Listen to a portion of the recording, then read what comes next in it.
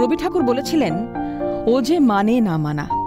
দোল পূর্ণিমার সঙ্গে এই গানের তেমন মিল নেই, তবুও এই গান যেন আজ রবীন্দ্রনাথের সাধের শান্তিনিকেতনের সোনাঝুরি হাটের পরতে পরতে মিশে গেছে।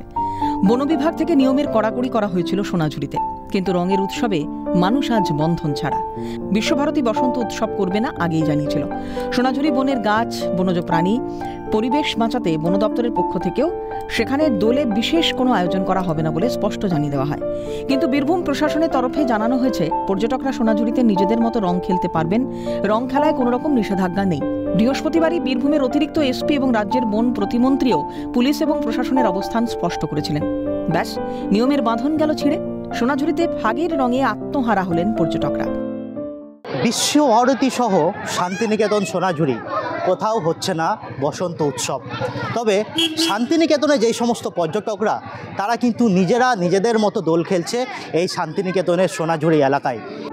বিশেষ কোনো অনুষ্ঠান না হলেও সোনাঝুরি আজ হাজারো মানুষের সমাগমে রঙিন। আজকের দিনটা ভীষণ এনজয় করছি। সোনাঝুরিতে এসে সবাই দোল খেলছে, সেগুলো দেখছি, ভীষণ আনন্দ হচ্ছে। নিজেরা নিজেদের মতো করে দোল খেলছি। অনুষ্ঠান তো হচ্ছে না, কোথাও কি খারাপ লাগছে? কোথাও না, সেরকম কিছু না।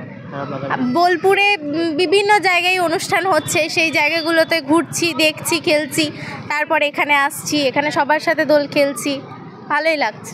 না, একটুও খারাপ লাগেনি। নিজেদের মতো করে এনজয় করছি আর ঘুরে ঘুরে দেখছি সবাই দোল খেলছে, আমরাও খেলছি। আর প্রোগ্রাম হয়েছে, কিছু কিছু জায়গায় হয়েছে, তো সেইগুলো আমরা ঘুরেছি সকাল থেকে। আর এখন এই সোনাঝুরিতে এসছি, এখন এখানে একটু দোল খেলবো আমরা নিজেদের মধ্যেই, আর এই কি ঘুরছি। সোনাঝুরি শুক্রবারের এই ছবিটাই বুঝিয়ে দিল, রাজনৈতিক জটিলতায় ব্যস্ত থাকতেই পারেন রাজনীতিকরা, তা বলে দোলযাত্রায় রঙিন হয়ে উঠবে না রবি ঠাকুরের শান্তিনিকেতন? তা কি হয় নাকি? বীরভূমের সোনাঝুরি থেকে অমরনাথ দত্ত, ক্যালকাটা নিউজ।